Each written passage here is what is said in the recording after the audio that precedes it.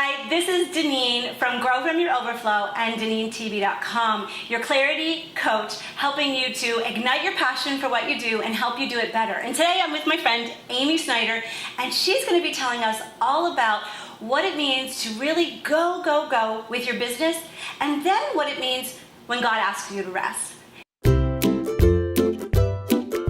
Thank you so much for being with me today, Amy. And I'm excited to be with you today because I think we just figured out that we've been friends for about 3 years, and it was through our businesses that we met.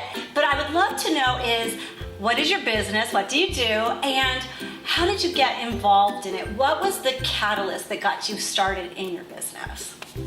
Okay, well, my main business right now is that I work with doTERRA essential oils, and mostly what I do in that is train others how to use them and train others how to do the same thing that I do, how to train others. So it's kind of I train them to train others. So it's really a mentoring type relationship for me that I love. I love to learn and I love to teach, so that was a natural fit for me. I also love health. Health is very important to me. As you were getting older, you noticed some health issues. Yes. Things were starting to change in my body. I wasn't as healthy. I didn't have as much energy. I noticed I was reacting to foods, and the different options that I had available to me at the time just weren't appealing to me. So I started to research what would work for me. And I began to change my diet, drink more water, some just basic healthy principles, make sure I'm exercising. But then I had a gap between what happens when I'm not completely 100% well, but I'm not sick enough to need medical attention. What do I do for those everyday common complaints? So a friend of mine was using doTERRA essential oils, and I was learning a little bit from her, so I began to bug her, can I just follow you around and soak up everything that you know? I want to learn. And so we did a couple classes and workshops for friends, and they started to ask me, and I'm like, I don't know yet, but I will get I'm that not the answer. expert yet. No.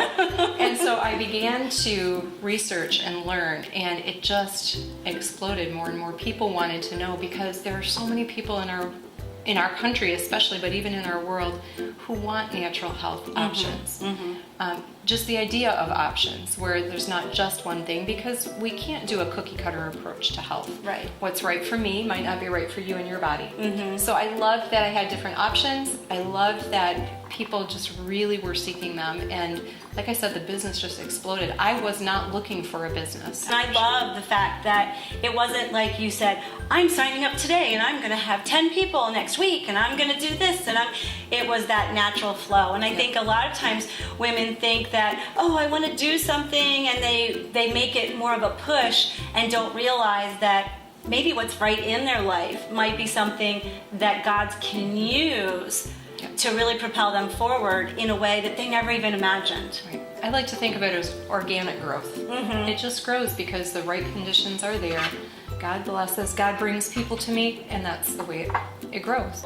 Over the last 3 years, you've been in my membership group, and I have watched you really have these times of super go with your business, really expanding. And then I've seen you have other times where you come to a meeting and you really go, I'm not doing anything, and that kind of thing. And what I have liked about it, one is that you're honest, but the other thing is that you're really in tune with what is best for your family, for yourself, and even for your team. So talk about a little bit about what initiates those types of ebbs and flows. It's very important to me that what I do and how I arrange my life is honoring to God and what He wants from my life.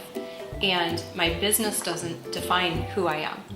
My business is a piece of what I do, but there's a larger picture here of what God wants from me. And that brings a natural rhythm. There's days to work, there's days not to work. Within doTERRA, there's natural seasons that are busier. Fall time leading up to Christmas is always a very busy time for us.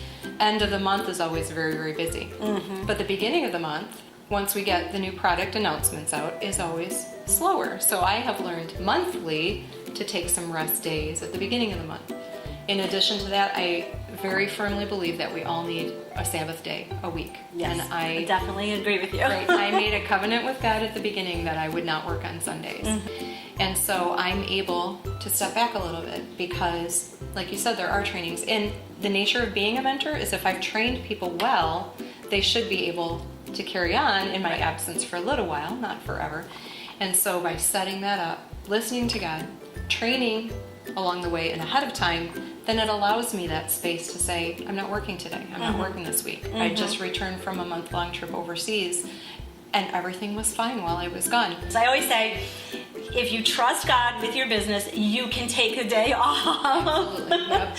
And the other thing I was thinking about, and what I know about you, because you and I both well, you're still doing this. I did do this. We both homeschool, and that's a big part of your life. I mean, we have our church and our family and our business, and then the homeschool on top of that. But what would you say to the woman who's like, well, I feel like God's calling me to homeschool, and He's calling me to do this at church, and He's calling me to do this business, and blah, and they're driving themselves crazy thinking they have to be all things to all people all the time. It's impossible. And it's a recipe for depression, overwhelm, too many other things. So I try to keep everything in its place. My business has said, you can build this with as little as 5 hours a week. You can go full-time, 30 hours a week. So I had to decide how many hours are business hours. And then I protect those. I intend to not do business before about 2 o'clock in the afternoon. I don't always meet that. Sometimes there's something that needs to get handled. But I do my morning quiet time, exercise, food stuff. I do my homeschooling up until about 2. And then after that, there's Ecclesiastes 3 talks about there's a time for everything, a time for everything under heaven and a season. And that's true in each day as well. When my family has a need, that comes first. You know, you helped us work through, what are our core values and get all that in order. And so one of the things for me, family is like number 2, I think, 2 or 3. And so if a family member has an urgent need, yes, that comes first. Speaking about your values, and I think that that's what everyone needs to really understand is what are the things that are important to us to individually, what does God put in your heart, and make those priorities and really use that as a filter to decide how much do I need to work or want to work. Give us a typical day when life was busy, like when you were working a lot, and then give us what a day looks like now. Now I know you're in a rest time, so what does a typical day look like now? Oh, I sleep until 9. No, I wish. I still have children. So when I was working really, really hard, we were still homeschooling, and I had more students at that time. Some have graduated now. So when I was working hard, though, I'd get up, do my Bible time, do my quiet stuff, morning, breakfast, and then I would help the kids get all pointed in the right direction for their schooling. And I still wouldn't do any school or any business work until well after lunch. Lunch we have as our main meal. So usually around 2, we were winding down school, and then I would, from 2 to 5, I would be answering phone calls, text messages, questions, things like that, talking to people on the phone for mentoring purposes. Hey, how's it going? What questions do you have? What can I help you with? How's just life going? Because I love to connect with my people as people. And then in the evening, maybe I would be going to do a class. So I would be out of the house, going somewhere, taking things with me, and then that would require extra follow-up later in the week. But so weekdays would be like that, and then on Saturday, typically I would have 2 time chunks, a morning time chunk and an afternoon time chunk, but I would either meet with people or be teaching a class. In a more restful month, I may just be doing 1 event or 2 events as opposed to 1 or 2 events per week. It's 1 or 2 per month, and they're bigger events typically, so that I don't have as much personal follow-up. And maybe a half an hour a day answering phone calls and things. And someone might want to know, how do I decide if I only have a limited amount of time where I should show up? Right. Talk to whoever is mentoring you in the business. That was critical for me. Looking at where do I get the best yield for my time spent. If I invest 4 hours and I'm only able to talk to 2 people, that's not a very good use of my time. Exactly. So where are the events that are better attended? Where are the events that have clientele that are typically in need of my product?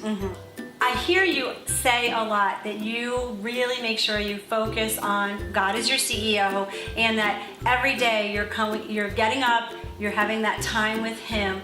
How has that focus on bringing God into your business really helped you with this knowing of the when to go, and when to rest? It has been absolutely critical.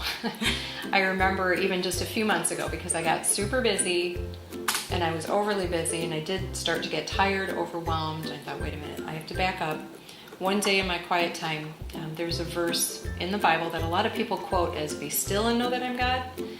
And in the version I was reading, it said, "Cease striving and know that I'm God." And that just really hit me, because that's what I was doing. I was striving, trying to conquer this business, Make it work. Exactly.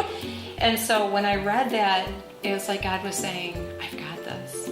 You just relax. The result is not up to you. The result is up to me. Right. All I'm asking from you is obedience. And when I show you somebody that needs some care, that needs some love, that needs some help, and I send you to them, please just obey and listen and let me deal with the whole business end. And that just changed how I completely think about my business. But Amy, this has been such an amazing interview. I love the fact that you're giving women a way to do their business that maybe they hadn't thought about before. What advice would you give someone who's at that point right now where they're just so frustrated and they just don't know how they can be doing this, or what they should be doing, or what advice would you give them? Would you tell them? First of all, take a deep breath. It's going to be okay. Take a day, 24 hours, do a Sabbath rest of nothing. Just relax, rest, enjoy, go for a walk, take care of yourself, whatever you need to do for a day. And then pick the conversation back up and say, Lord, what would you have me do? What are my gifts? What are my talents? What am I really good at? Because you will be more joy-filled in the things that you're good at and that God created you to do. That's true. So thank you so much for being with me today. Thank you for just inspiring me to know that if I need a rest, it's okay in my business. And for you, I want to thank you for coming and joining us today on the Truth in Business show. This is Deneen from Grow From Your Overflow. In the show notes, I will make sure to have all of Amy's information. So if you do want to chat with her about anything health related that doTERRA essential oils can help you with, that would be amazing. She would love for you to reach out to her, because you know she loves the one-on-one. Have a great rest of your day and be filled to overflowing.